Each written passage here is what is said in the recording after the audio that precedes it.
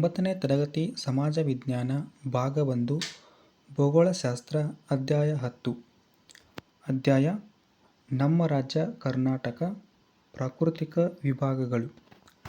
ಈ ಅಧ್ಯಾಯದ ಅಭ್ಯಾಸ ಪ್ರಶ್ನೋತ್ತರಗಳನ್ನು ಈ ವಿಡಿಯೋದಲ್ಲಿ ನೋಡೋಣ. ಅದಕ್ಕೆ ಮುಂಚೆ ನೀವಿನ್ನೂ ನಮ್ಮ ಚಾನಲನ್ನು ಸಬ್ಸ್ಕ್ರೈಬ್ ಮಾಡಿಲ್ಲ ಅಂತಂದರೆ ದಯವಿಟ್ಟು ಸಬ್ಸ್ಕ್ರೈಬ್ ಮಾಡಿಕೊಳ್ಳಿ. ಬನ್ನಿ ವಿಡಿಯೋನ ಸ್ಟಾರ್ಟ್ ಮಾಡೋಣ. ಮೊದಲಿಗೆ ಮುಖ್ಯ ಪ್ರಶ್ನೆ 1, ಖಾಲಿ ಬಿಟ್ಟಿರುವ ಸ್ಥಳಗಳನ್ನು ಸೂಕ್ತ ಪದಗಳಿಂದ ಭರ್ತಿ ಮಾಡಿರಿ. ಮೊದಲನೇ ಪ್ರಶ್ನೆ, ಕನ್ನಡ ರಾಜ್ಯೋತ್ಸವವನ್ನು ಡ್ಯಾಶ್ ದಿನಾಂಕದಂದು ಆಚರಿಸುತ್ತೇವೆ. ಯಾವ ದಿನಾಂಕ ಅಂತಂದ್ರೆ ನವೆಂಬರ್ 1. ಎರಡನೇ ಪ್ರಶ್ನೆ, ಕರ್ನಾಟಕ ಎಂದು ಮರುನಾಮಕರಣ ಮಾಡಿದ ವರ್ಷ ಡ್ಯಾಶ್. ಯಾವಾಗ ಮಾಡ್ತಾರೆ ಅಂತಂದ್ರೆ 1973 ನವೆಂಬರ್ 1ನೇ ತಾರೀಕಿದಂದು ಏನು ಮಾಡ್ತಾರೆ ಅಂತಂದರೆ ಇಲ್ಲಿ ಕರ್ನಾಟಕ ಎಂದು ಮರುನಾಮಕರಣ ಮಾಡ್ತಾರೆ. ನೆಕ್ಸ್ಟ್ ಮೂರನೇ ಪ್ರಶ್ನೆ, ಕರ್ನಾಟಕದ ಪೂರ್ವ ಭಾಗದಲ್ಲಿ ಡ್ಯಾಶ್ ರಾಜ್ಯವಿದೆ. ಯಾವ ರಾಜ್ಯ ಇದೆ ಅಂತಂದ್ರೆ ಆಂಧ್ರ ಪ್ರದೇಶ ಅಂತಕ್ಕಂಥ ರಾಜ್ಯ ಇದೆ. ನಾಲ್ಕನೇ ಪ್ರಶ್ನೆ, ಕರ್ನಾಟಕದ ಡ್ಯಾಶ್ ಜಿಲ್ಲೆಯು ವಿಸ್ತೀರ್ಣದಲ್ಲಿ ದೊಡ್ಡದಾಗಿದೆ. ಯಾವ ಒಂದು ಜಿಲ್ಲೆ ದೊಡ್ಡದಾಗಿದೆ ಅಂತಂದ್ರೆ ಬೆಳಗಾವಿ ಜಿಲ್ಲೆ. ಐದನೇ ಪ್ರಶ್ನೆ, ಕರ್ನಾಟಕವು ಭಾರತದ ಡ್ಯಾಶ್ ಭಾಗದಲ್ಲಿದೆ. ಯಾವ ಭಾಗದಲ್ಲಿದೆ ಅಂತಂದ್ರೆ ದಕ್ಷಿಣ ಭಾಗದಲ್ಲಿದೆ. ನೆಕ್ಸ್ಟ್ ಪ್ರಶ್ನೆ, ಆರನೇ ಪ್ರಶ್ನೆ, ಮಲ್ಪೆ ಸಮೀಪದಲ್ಲಿ ಡ್ಯಾಶ್ ದ್ವೀಪವಿದೆ.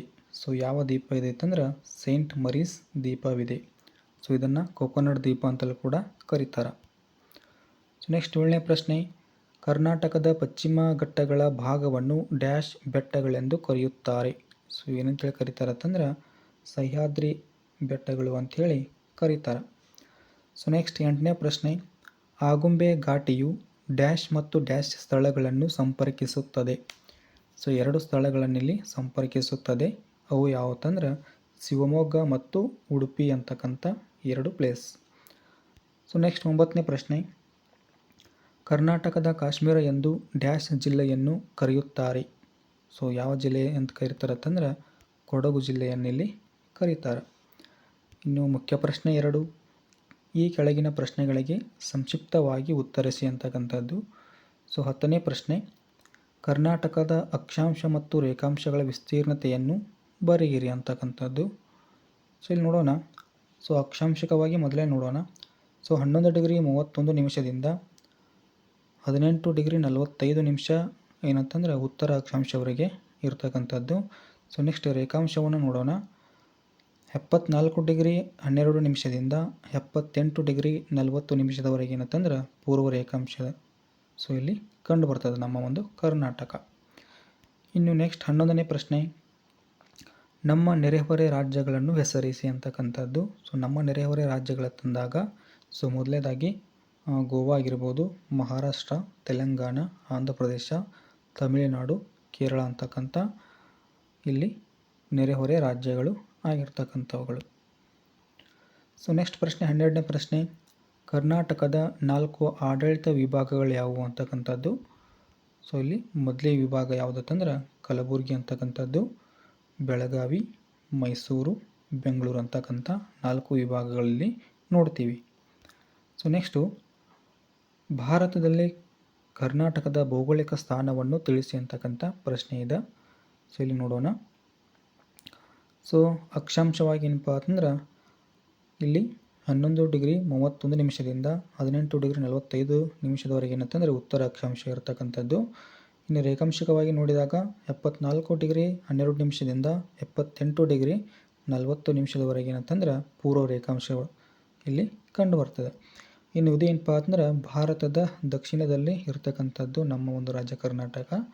ಇನ್ನು ಪರ್ಯಾಯ ದ್ವೀಪದ ಪಶ್ಚಿಮ ಭಾಗದಲ್ಲಿ ಏನಂತಂದ್ರೆ ನಮ್ಮ ಒಂದು ಕರ್ನಾಟಕ ರಾಜ್ಯ ಇರ್ತಕ್ಕಂಥದ್ದು. ಇನ್ನು ಕರ್ನಾಟಕದ ಪಶ್ಚಿಮಕ್ಕೆ ಏನಂತಂದ್ರೆ ಅರಬ್ಬಿ ಸಮುದ್ರ ಇರ್ತಕ್ಕಂಥದ್ದು. ಇದಿಷ್ಟು ನೀವು ಬರೀಬೇಕು. ನೆಕ್ಸ್ಟು 14ನೇ ಪ್ರಶ್ನೆ, ಕರ್ನಾಟಕದ ಪ್ರಮುಖ ಪ್ರಾಕೃತಿಕ ವಿಭಾಗಗಳನ್ನು ತಿಳಿಸಿರಿ ಅಂತಕ್ಕಂಥದ್ದು.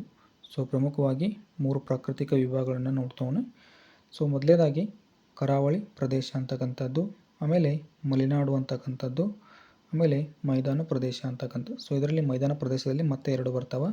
ಅವು ಯಾವತ್ತಂದ್ರೆ ಉತ್ತರ ಒಂದು ಮೈದಾನ ಪ್ರದೇಶ, ನೆಕ್ಸ್ಟ್ ಯಾವುದಂದ್ರೆ ದಕ್ಷಿಣ ಮೈದಾನ ಪ್ರದೇಶ ಅಂತೇಳಿ ಎರಡು ನೋಡುತ್ತೇವೆ.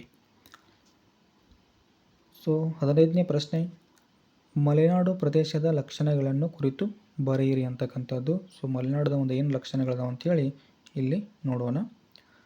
ಸೊ ಪಶ್ಚಿಮ ಘಟ್ಟಗಳನ್ನೇ ಏನಂತೇಳಿ ಕರಿತೀವಿ ಅಂತಂದ್ರೆ ಮಲೆನಾಡು ಅಂತೇಳಿ ಕರಿತೀವಿ. ಇನ್ನು ಪಶ್ಚಿಮ ಘಟ್ಟಗಳನ್ನು ಸಹ್ಯಾದ್ರಿ ಬೆಟ್ಟಗಳೆಂದು ಕೂಡ ಏನು ಮಾಡ್ತೀವಿ ಅಂತಂದ್ರೆ ಇಲ್ಲಿ ಕರಿತೀವಿ. ಇನ್ನು ಇದರ ಉದ್ದ ಎಷ್ಟೈತಪ್ಪ ಅಂತಂದ್ರೆ 650 ಕಿಲೋಮೀಟರ್ ಇರ್ತಕ್ಕಂಥದ್ದು. ಇನ್ನು ಅಗಲವನ್ನು ನೋಡಿದಾಗ 50ರಿಂದ 76 ಕಿಲೋಮೀಟರ್ ಏನಂತಂದ್ರೆ ಅಗಲ ಇರ್ತಕ್ಕಂಥದ್ದು. ಇನ್ನು ಸಮುದ್ರ ಮಟ್ಟದಿಂದ 900ದಿಂದ 1500 ಮೀಟರ್ ಏನಂತಂದ್ರೆ ಎತ್ತರವನ್ನು ಇರ್ತಕ್ಕಂಥದ್ದು. ಇನ್ನು 200 ಸೆಂಟಿಮೀಟರ್ಗಿಂತ ಹೆಚ್ಚು ವಾರ್ಷಿಕ ಏನಾಗ್ತಿತ್ತಪ್ಪ ಅಂದರೆ ಇಲ್ಲಿ ಮಳೆಯನ್ನು ಪಡಿತಕ್ಕಂಥದ್ದು. ಸೊ ಅದೇ ರೀತಿ ಪ್ರಮುಖ ಶಿಖರಗಳು ಕೂಡ ಏನಾಗ್ತಾವ ಅಂತಂದ್ರೆ ಇಲ್ಲಿ ಕಂಡು ಬರ್ತಾವ. ಸೊ ಮುಳ್ಳಯ್ಯನಗಿರಿ ಅಂತಕ್ಕಂಥದ್ದು ಸೊ ಕರ್ನಾಟಕದಲ್ಲೇ ಅತಿ ಹೆಚ್ಚು ಎತ್ತರಗೊಳ್ತಕ್ಕಂಥದ್ದು ಚಿಕ್ಕಮಗಳೂರು ಜಿಲ್ಲೆಯಲ್ಲಿದೆ.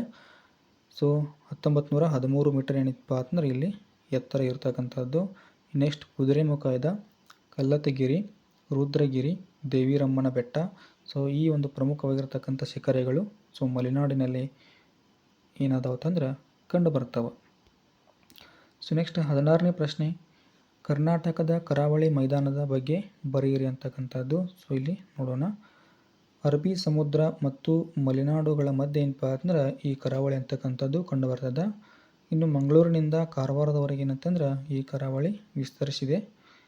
320 ಕಿಲೋಮೀಟರ್ ಉದ್ದವಾದ್ರೆ ಸೊ 12ರಿಂದ 64 ಕಿಲೋಮೀಟರ್ ಏನಂತಂದ್ರೆ ಅಗಲವಾಗಿರ್ತಕ್ಕಂಥದ್ದು. ಸೊ ಸಮುದ್ರ ಮಟ್ಟದಿಂದ 200 ಮೀಟರ್ ಏನಂತಂದ್ರೆ ಎತ್ತರದಲ್ಲಿ ಕಂಡು ಬರ್ತದೆ. ಸೊ ಇದನ್ನು ಏನಂತ ಹೇಳಿ ಕರಿತಾರೆ ಅಂತಂದ್ರೆ ಕೆನರಾ ಅಥವಾ ಕರ್ನಾಟಕದ ಕರಾವಳಿ ಅಥವಾ ಕರ್ನಾಟಕ ಕರಾವಳಿ ಅಂತೇಳಿ ಕರೀತಾರೆ. ಸೊ ನೆಕ್ಸ್ಟ್ ಏನಂತಂದ್ರೆ ಪ್ರಮುಖ ಬಂದರುಗಳು ಕಂಡು ಬರ್ತಾವೆ.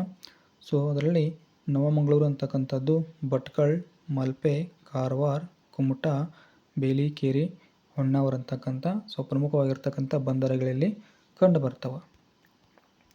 ಸೊ 17ನೇ ಪ್ರಶ್ನೆ ಏನಂತಂದ್ರೆ ದಕ್ಷಿಣದ ಬಯಲು ಸೀಮೆಯ ಪ್ರಮುಖ ಬೆಟ್ಟಗಳನ್ನು ಹೆಸರಿಸಿ ಅಂತಕ್ಕಂಥದ್ದು. ಸೊ ಪ್ರಮುಖ ಬೆಟ್ಟಗಳಲ್ಲಿ ನೋಡೋಣ. ಸೊ ಚಿತ್ರದುರ್ಗದ ಬೆಟ್ಟಗಳಾಗಿರ್ಬೋದು, ಆಮೇಲೆ ಬೆಂಗಳೂರು ಗ್ರಾಮಾಂತರದಲ್ಲಿರ್ತಕ್ಕಂಥ ನಾರಾಯಣದುರ್ಗ, ಸಾವಣದುರ್ಗ, ಶಿವಗಂಗೆ ಅಂತಕ್ಕಂಥ ಬೆಟ್ಟಗಳು. ಸೊ ಅದೇ ರೀತಿ ತುಮಕೂರು ಜಿಲ್ಲೆಯಲ್ಲಿ ಏನಪ್ಪ ಅಂತಂದ್ರೆ ಮಧುಗಿರಿ ಬೆಟ್ಟದ ಸೊ ಏಷ್ಯಾ ಖಂಡದಲ್ಲೇ ಏನಂತಂದ್ರೆ ಒಂದು ಅತಿ ದೊಡ್ಡ ಏಕಶಿಲಾ ಬೆಟ್ಟ ಆಗಿರ್ತಕ್ಕಂಥದ್ದು.